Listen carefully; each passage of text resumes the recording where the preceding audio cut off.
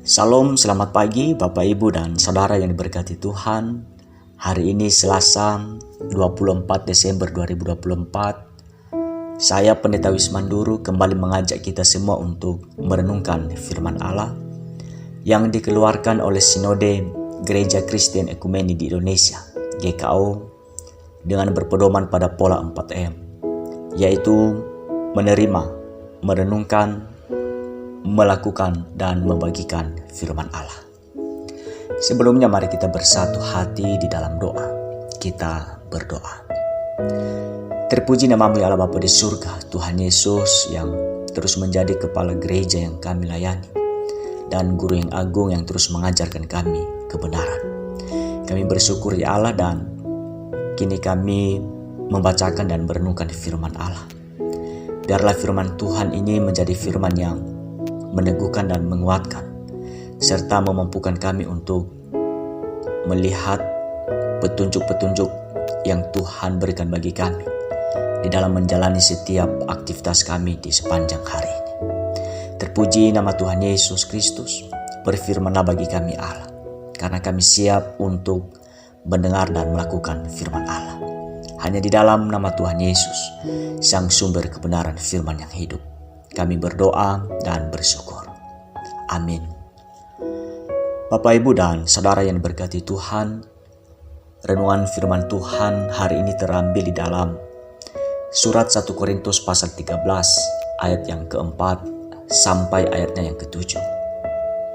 1 Korintus pasal 13 ayat 4 sampai ayat yang ketujuh, demikian firman Tuhan. Kasih itu sabar, kasih itu murah hati, ia tidak cemburu. Ia tidak memegahkan diri dan tidak sombong. Ia tidak melakukan yang tidak sopan dan tidak mencari keuntungan diri sendiri. Ia tidak pemarah dan tidak menyimpan kesalahan orang lain. Ia tidak bersukacita karena ketidakadilan, tetapi ia bersukacita karena kebenaran. Ia menutupi segala sesuatu, percaya segala sesuatu, mengharapkan segala sesuatu, sabar menanggung segala sesuatu. Amin. Saudaraku, tema perenungan firman Allah ini yaitu kasih membawa kita pada penguasaan diri. Yang menjadi pertanyaan perenungan bagi kita, yang pertama, bagaimana cara kita terhindar dari sikap iri hati? Yang kedua, seperti apa pertahanan iman kita di dalam menghadapi berbagai tantangan yang dunia tawarkan bagi kita saat ini? Saudaraku yang diberkati Tuhan, secara umum manusia lebih senang dengan tindakan nyata dibanding dengan ucapan belaka. Manusia lebih suka seseorang memberikan aksinya daripada hanya sekedar janji saja. Pembacaan firman Allah ini, Paulus menjelaskan apa yang harus dilakukan ketika kita mengaku ada kasih dalam diri kita. Paulus tidak hanya mendramatisir tanggung jawab orang beriman, melainkan Paulus mengatakannya dengan jelas seperti apa tindakan orang percaya dalam hidupnya sehari-hari. Ada sekitar 15 ungkapan yang diutarakan Paulus kepada jemaat di Korintus sebagai tanggung jawab hidup orang yang beriman.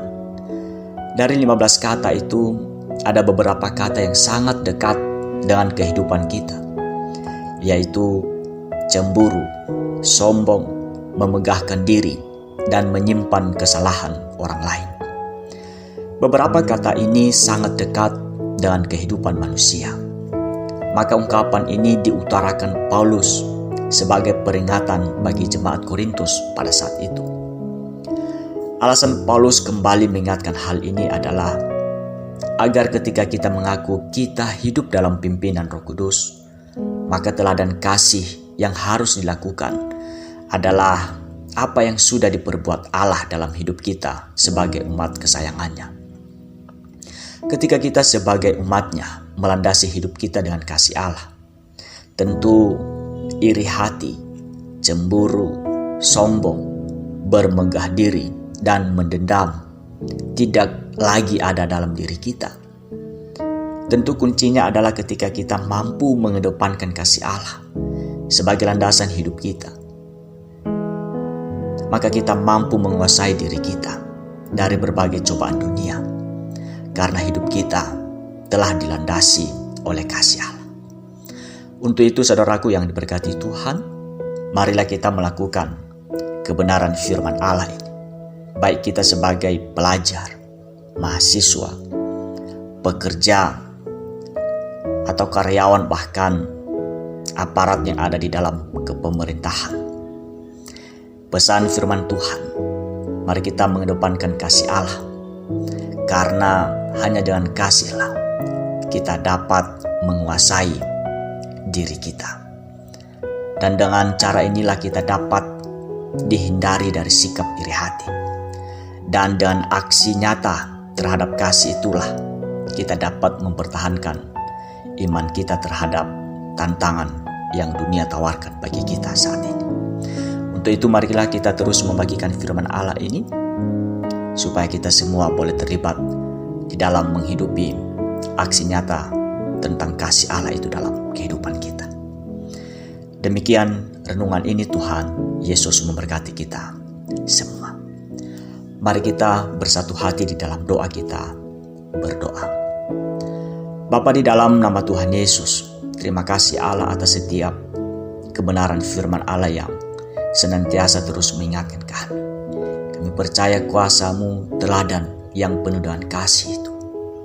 Biarlah kami juga dimampukan sebagai umat kepunyaan Tuhan untuk terus menghidupi kasih itu dalam kehidupan kami, dengan menguasai diri kami, sehingga kami dihindari dari setiap iri hati, bahkan setiap perbuatan-perbuatan jahat dan godaan serta tantangan yang ditawarkan oleh dunia bagi kami. Terpuji nama-Mu ya Bapa di surga, urapi setiap telinga yang mendengarkan. Mampukan kami semua untuk terus berkomitmen terhadap kebenaran firman Allah yang kami dengarkan. Berkati setiap kami yang beraktivitas di sepanjang hari ini. Dan biarlah lawatan Tuhan, penyertaan Tuhan terus berkarya dalam kehidupan kami. Hanya di dalam nama Tuhan Yesus Kristus kami bersyukur dan berdoa. Amin. Selamat pagi saudaraku, selamat beraktivitas. Tuhan Yesus memberkati kita semua. Amin.